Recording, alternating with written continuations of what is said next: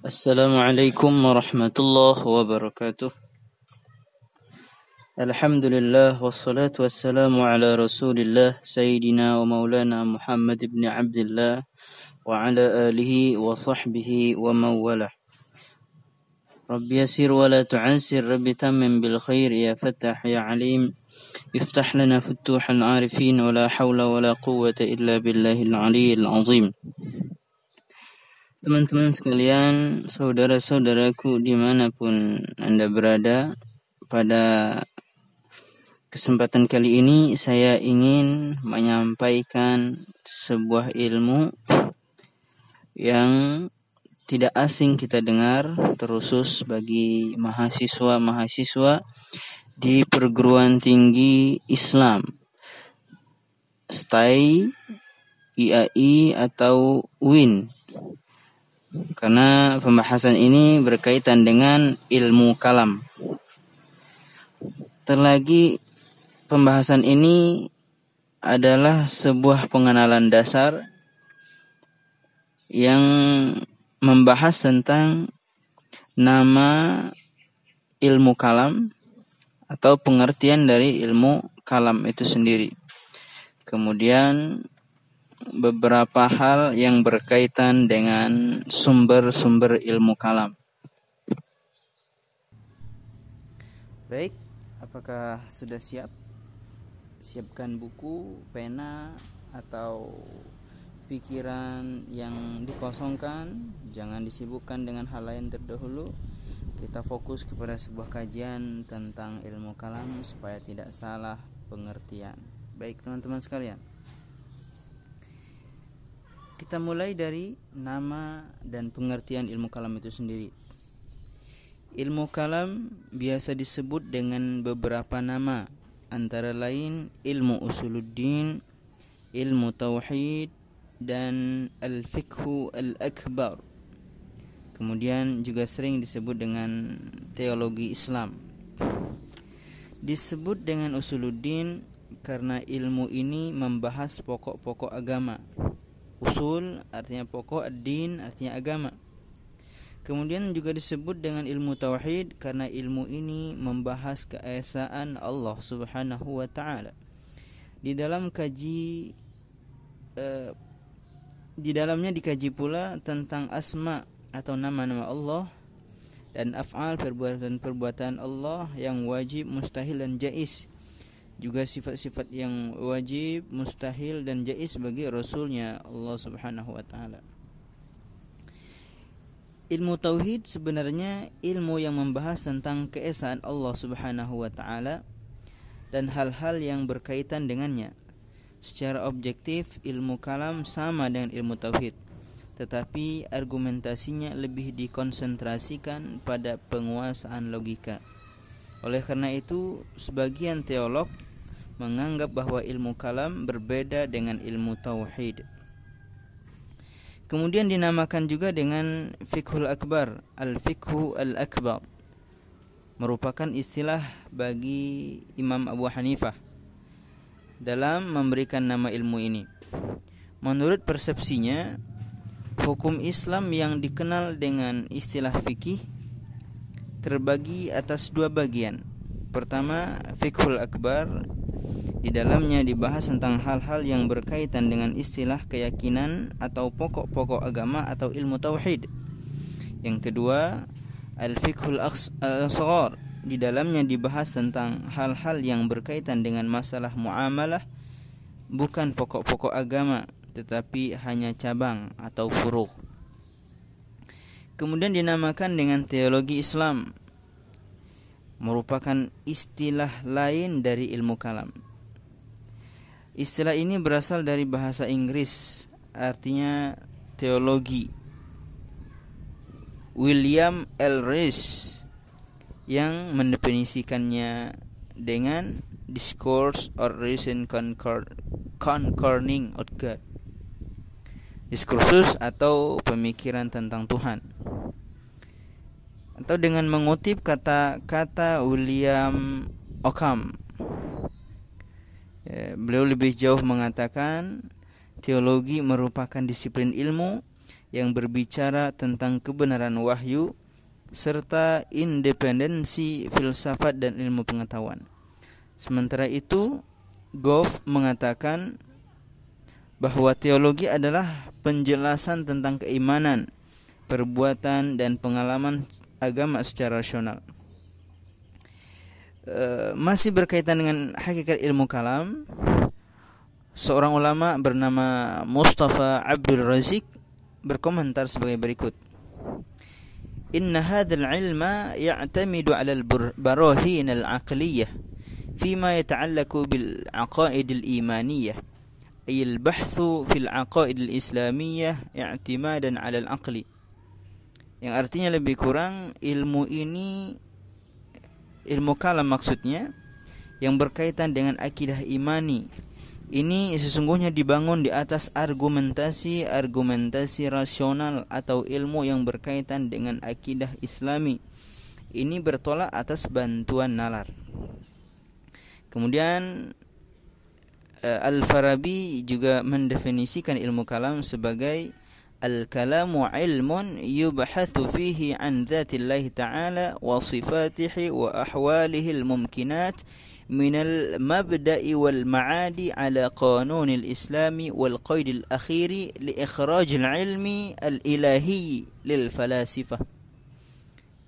Ilmu kalam adalah disiplin ilmu yang membahas tentang zat dan sifat-sifat Allah serta eksistensi semua yang mungkin,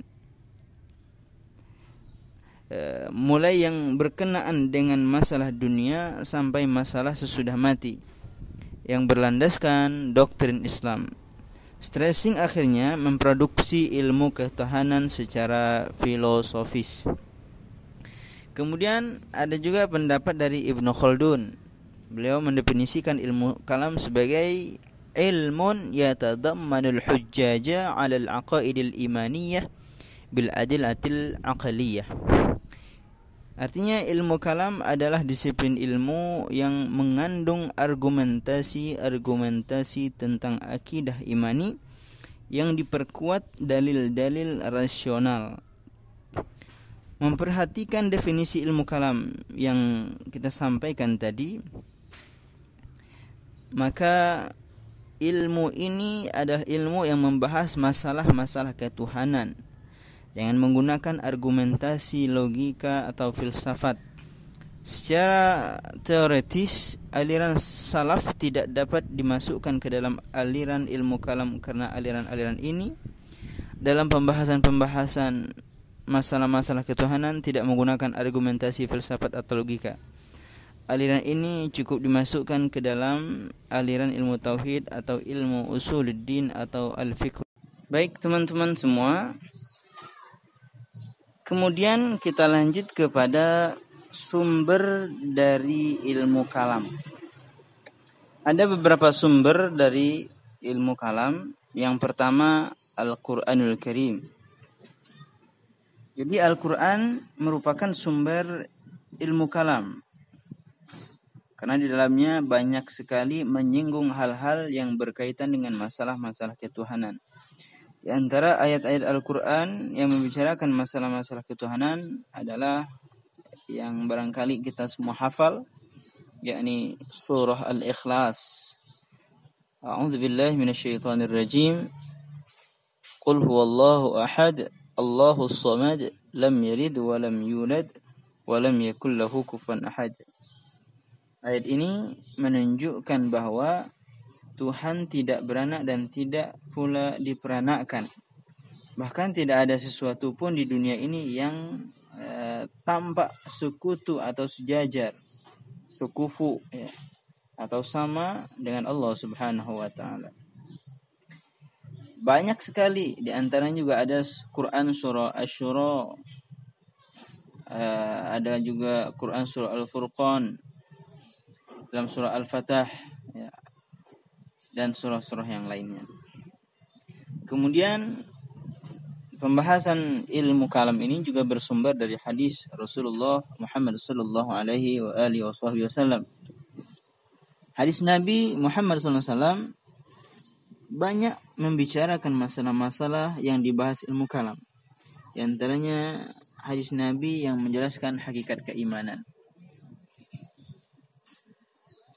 Kemudian hadis yang diriwayat oleh Imam Bukhari dari Abi Hurairah radhiyallahu an, hadisnya cukup panjang.